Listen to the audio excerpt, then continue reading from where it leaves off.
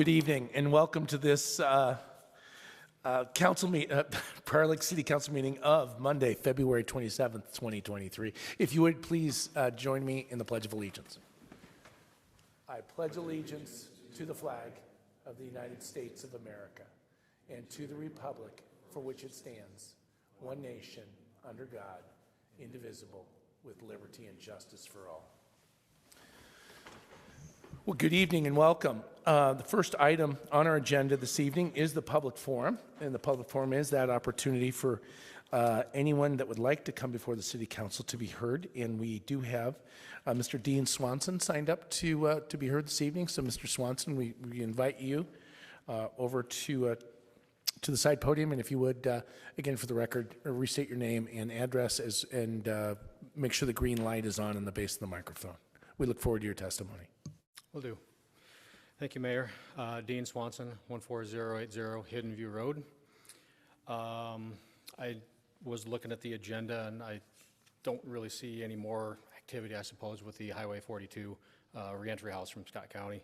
And there just continues to be some questions. So maybe some of this could have been done in an email, but this is a nice official way to get it on record to some of the questions that are still out there, at least in my mind. I was wondering if there was any official response. The memorandum of understanding from Scott County, based upon the letter of response that Prior Lake sent them regarding the concessions on that reentry house. I was also wondering if there's been any discussion on increasing police visibility along Shady Beach Trail, Hidden View, and Bayview Circle with the house in operation, because currently we don't really see much of any police traffic through there, and not that there's any needed, but it would be nice to get some visibility through there when that house does go into operation, which we know it will. Just as an update, the first house in the area has gone up for sale and has been sold. So the fear and the stress, it continues regarding this transaction, and just the disappointment in how Scott County has conducted themselves in this whole transaction. So, thank you. Thank you, Mr. Swanson. Is there anyone else that would like to come before the council and address us during the forum? Seeing none, I'll go ahead and close the forum. If I can direct the questions from Mr. Swanson to Manager Woodell. And again, I captured 2 questions. Response from the county. Okay. Yes. Thank you, Mayor, councilors, and Mr. Swanson. So the City Council did provide a formal response back to the county based on their last letter. I've had verbal discussions with them in agreement that we would work on putting a memorandum of understanding together. That is in the process. As part of those discussions, there was a request at the last City Council meeting from one of your neighbors asking if the number of residents on the community committee that's being proposed could be increased. And I did get confirmation from the county that they would increase it from 2 to 4 representatives from the neighborhood. So they've already agreed to that request. So that is in the works. But the formal memorandum of understanding is still in the works. The second question I had is that in regards to increased police visibility. And I don't know, Manager Woodell, if you want to address that or... Yeah, Mayor and councilors, I think we did discuss the police's acknowledgement of when this house does become occupied. They will certainly be in contact with Scott County and make sure that they are pursuing it and surveilling the neighborhood as needed. The last time I spoke with the county, they were anticipating residents actually living in the house probably in mid-April. Was the date they're currently targeting. So knowing that, we will certainly be working with the county to make sure that we're having a presence there. Okay, I think that that concludes the forum. Council, next item on our agenda is the approval of the agenda itself. Any modifications? If none, I entertain a motion to approve as submitted. So move, Burkhart. Second. Motion by Councilmember Burkhart, second by Councilmember Brady to approve the agenda as submitted. All those in favor say aye. Aye. That motion carries. That brings us to our meeting minutes and a motion to approve those meeting minutes of February 6th, 2023. Council, any revisions, modifications, additions to those meeting minutes? If none, again, would accept a motion to approve. I'll make a motion to approve the February 6th, 2023 City Council meeting minutes. Burkhart seconds. Motion by Braid, a second by Councilmember Burkhart to approve those meeting minutes as submitted. All those in favor say aye. Aye. Aye. And that brings us to our consent agenda. I'm going to go ahead and hand this off to City Manager Waddell to both introduce the consent agenda as well as those items before us for consideration this evening. Manager Waddell. Thank you, Mayor, councilors, and members of the audience. The consent agenda is for those items that are considered routine or non-controversial that are placed all together on the consent agenda. So unless the mayor or councilor asks for an item to be removed for separate consideration, they're all approved under a single motion, second, and a vote. Any items that would be requested to be removed this evening would be placed under item 11 on tonight's agenda. So that being said, the following items are on our consent agenda this evening. Approval of the claims listing, approval of the January 2023 Animal Control Services Report, approval of the January 2023 Building Permit Summary Report, resolution declaring costs and establishing the date of assessment hearing for the Fish Point Road Phase 2 Improvement Project, City Project 2023-02, a resolution accepting bids and awarding the contract for the County Highway 21, County Highway 87, 170th Street Construction Project, City Project 2020-29, resolution awarding a contract and authorizing the purchase of playground equipment for Ponds Park, City Project 2021-03, resolution accepting bids and awarding a contract for the Wilds and Quaker Lift Station Rehabilitation Project, City Project 2022-24, resolution awarding contract for Memorial Park Ball Field Netting Improvements, City Project 2021-03, a resolution to receive plans and specifications and ratify the advertisement for bids for the Ponds Park Phase 1 project, City Project 2021-03. Resolution of support for Lakeville's application to the Corridors of Commerce program for the reconstruction of the I-35 County Highway 50 interchange. Resolution approving public improvements for the Springview Meadows development. And lastly, a resolution approving purchase of personnel management and performance tracking software for the police department. Thank you so much, Manager Waddell. Councilor, are there any questions you would have on the items that Manager Waddell just submitted under the consent agenda, and or are there any items that you would ask be removed and taken up under item 11? If none, I would entertain a motion to approve for our consent agenda. So moved. Second. We have a motion by Councilor Braid to approve the consent agenda, second by Councilor Lake. All those in favor say aye. Aye. Aye, and that motion carries. Councilor, are there any comments that you'd like to make on the consent agenda items that we just approved? I have a comment. Please. Agenda item E. We did talk a lot about the street impact fees, but I think it's important to note that by the time we are done with that project, we will have essentially depleted our fund for street impact fees. Thank you so much, Mr. Lake. That brings us to item 10 on our agenda, which is a resolution approving a major amendment to the Jeffers Pond Plan Unit Development, PUD plan for Jeffers Apartment. And we have planner Mr. Motzke with us this evening. Thank you, Mr. Mayor, members of City Council. As you just said, before you tonight is a project to be highlighted as a major PUD amendment. It's within the Jeffers Pond PUD, and many of you are familiar with it, so I won't necessarily go too long through the history, but Jeffers Pond has so much of a dynamic planning and development history and stuff. I just want to highlight through that to show you where we've come from to get here tonight. You're well aware, but the location of the Jeffers Pond project is at the southwest intersection of County Road 42 and County Road 21. It's a residential and a commercial development project that has primarily been designed for residential in the years since 2005 when it was first developed. Most recently, it does also have a commercial childcare facility as part of it, and I'll get into that in a little bit. But the subject site that we're looking at right now, in particular, is part of Outlot C of the first edition, and this is the highlighted area here that is basically the western portion of the corner outlot that's right at the intersection corner of County Road 21 and County Road 42. What is being proposed is a 140-unit, three-story market rate apartment building, as well as over 35,000 square feet of potential commercial land for future uses.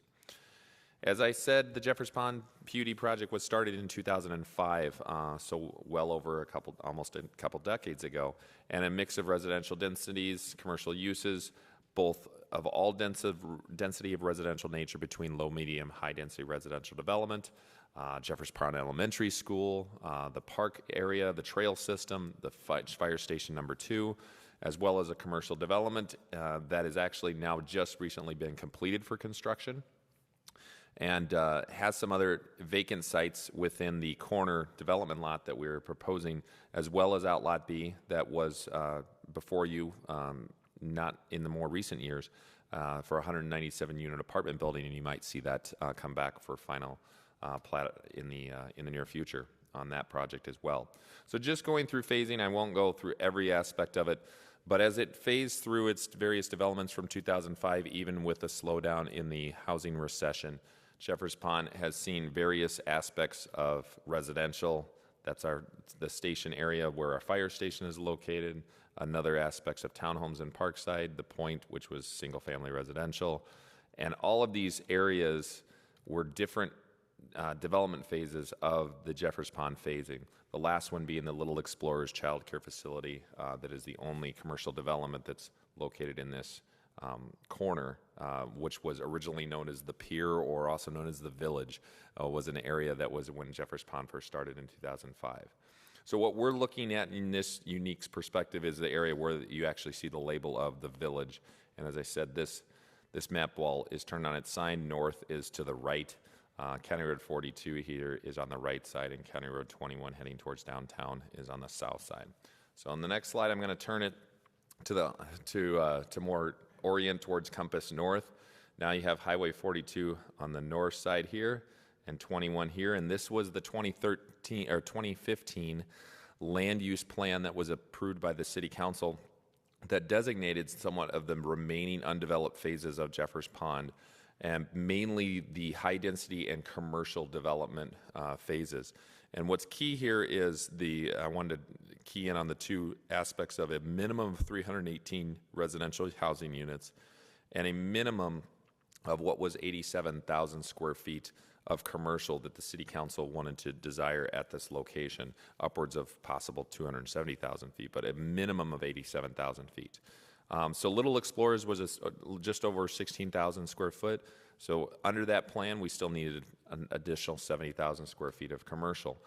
And what was proposed back on April 2022 to the Planning Commission was that this site would be primarily all residential. The City Council saw this as a concept proposal by the developer that wanted to do this as as a residential three-story housing development and shift all of the commercial to the eastern portion of the site. And the City Council reflected back to the developer through their concept proposal, and the Planning Commission in a public hearing reiterated that they wanted to see some commercial uses planned for this site and not purely make it all residential, because we felt that as a city that 87,000 square feet of commercial minimum would not be achievable if this site were to go all residential. So the developer did take that to heart and went back and did some redesigning of their site plan proposal, and it has come back with this design today, so that their Jeffers Pond apartment project, which is a 140-unit single building of 3 stories, is the yellow building that you here see on the southern portion of the site. Obviously, they have a parking lot to the interior, but the red portions to the site, instead of proposing it for commercial, or excuse me, for residential uses, they would remain undeveloped at this time, but reserved for commercial uses. And as their parking and development plan indicated, this particular plan would indicate a possibility of around 35,000 square feet, which does sync up with the 2015 land use plan of 8 years ago. So just wanted to highlight that they basically looked at redesigning the site again per the Planning Commission's recommendation, per the City Council's recommendation at the concept, to maintaining more commercial land uses directly adjacent to County Road 42 on the north end. So what they would be proposing to build and construct at this time would be the yellow residential 3-story building, as well as the parking spaces in the parking lot, both underground the building and in the surface parking lot, that would accommodate the residential uses. And in the future, everything highlighted in red here for parking and commercial uses would be able to be shared parking and other aspects of the site. One of the other things that they're designing is the stormwater facilities for the site as a whole. So this is not just for the residential portion, but they are also designing these stormwater facilities so that they would be able to accommodate the additional stormwater needs of the commercial aspects in that site area as well. So as part of this planning and development amendment, that is one of the key pieces that they're looking at consideration for it. Access to the site is through the roundabout that's on Jeffers Parkway. Traffic needs and accessibility, this is exactly what the site was designed to do back in 2005 when Jeffers Pond was originally created. So they are following that plan as well. Here's a conceptual elevation, not specifically exactly what it would look like, but they pretty much have their building design. It hasn't really changed a whole lot from previous design. It's a flat roof, has different variant architectural materials, awnings, balconies, different areas that is found in a lot of the other products of what Rachel Development does throughout the metro area on some of their housing product types. So as I've said before, there have been 10 major amendments and a lot of changes over the years to the Jeffers Pond development project since 2005. Basically, as we get to each aspect of a development, we go through another amendment procedure so that the Planning Commission as well as the City Council has the ability to individually approve these developments as part of this initial development design. And a lot of that is because the original development of Jeffers Pond in 2005, while a really grand and nice design, is obviously going to go through a lot of changes as the market changes over the years. And in the past 18 years, that has happened significantly, forwards and backwards. And so as the city is flexible to that idea, that's exactly the reason why planning and developments are created, so that we can be more somewhat flexible in our ordinance standards, but still get some high quality products in commercial and residential development within the city of Prior Lake. So I won't read through all these bullet points, but obviously PUDs provide a flexible approach in allowing us to have that creativity, allowing us to provide that good product to the city of Prior Lake. And the Jeffers Pond is a really good highlight of a reasonable PUD and a good quality one that provides to the city of Prior Lake in a lot of ways. So with that, the city does recommend at this time approval of the major PUD amendment for the 140 unit apartment building and the designation of that 35,000 plus square feet of future commercial land uses. When some land uses come in that would be specific to that, we may be back with another amendment if it was to be more specific in that square footage amount.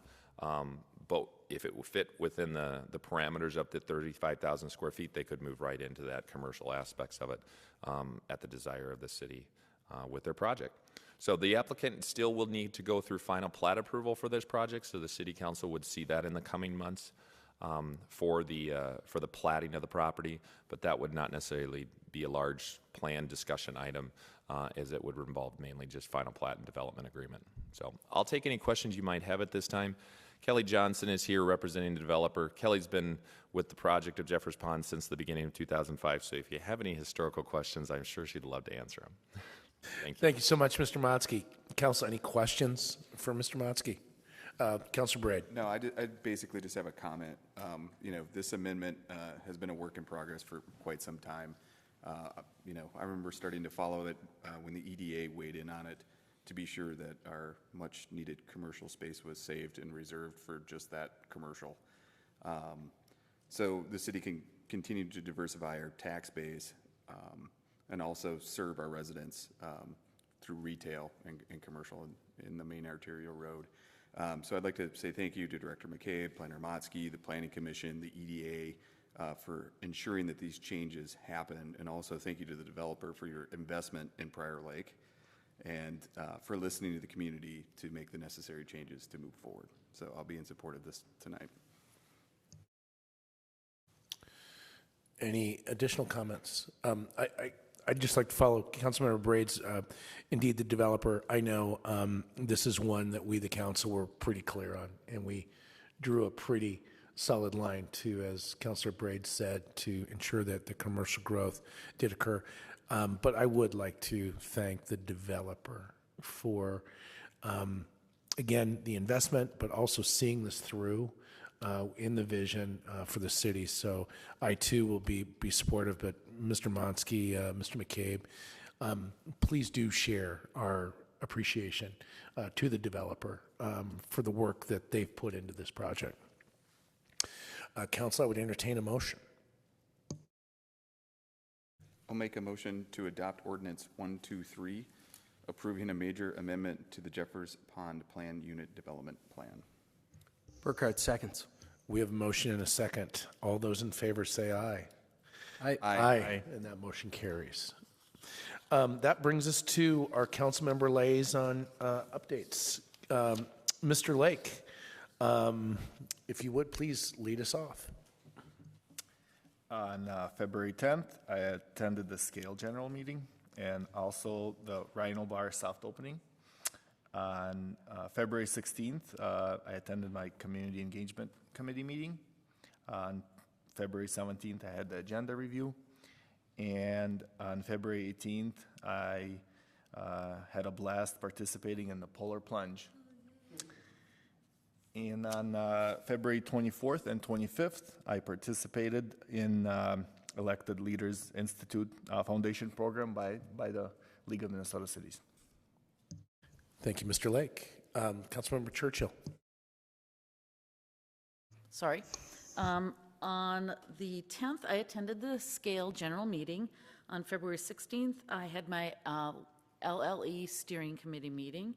On the 17th, I had my agenda review, and on February 22nd, the LLE Housing Co-Chair meeting was held. Thank you, Councilor Churchill. Councilmember Burkhart. Mayor and members of the council, on February 15th, we had a board meeting for Minnesota Valley Transit Authority. On February 21st, I had my agenda review, and February 22nd, had an orderly annexation meeting. Thank you. And Councilmember Braid. Mayor, members of the council, on 2/13, there was an EDA meeting. On 2/17, I attended my agenda review. And on February 22nd, I also attended the orderly annexation board meeting with Councilmember Burkhart. That concludes my report. Thank you so much. And for myself, attended the Scale General Meeting on the February 10th. Had a meeting with the SMSC on the 13th, Regional Council of Mayors meeting on the 13th, and also an EDA meeting on the 13th. On Valentine's Day, Manager Waddell, unrelated to, but it was Valentine's Day, Manager Waddell and I were up on the Hill in St. Paul and met with multiple representatives and senators in support of our street impact fee legislation, and we had many positive meetings.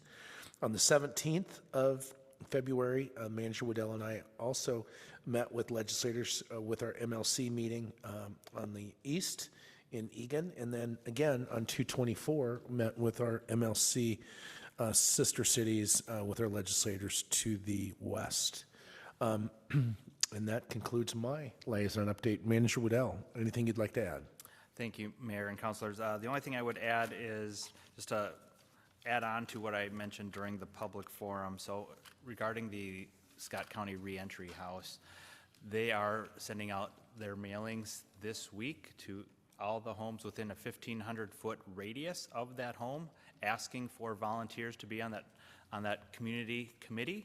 So residents should expect to see that sometime towards the end of this week. Excellent. With that, council, I would entertain a motion to adjourn. So moved. Second. We have a motion by Councilmember Braid and a second by Councilmember Lake to adjourn. All those in favor say aye. Aye. Aye. The meeting stands adjourned at 7:25.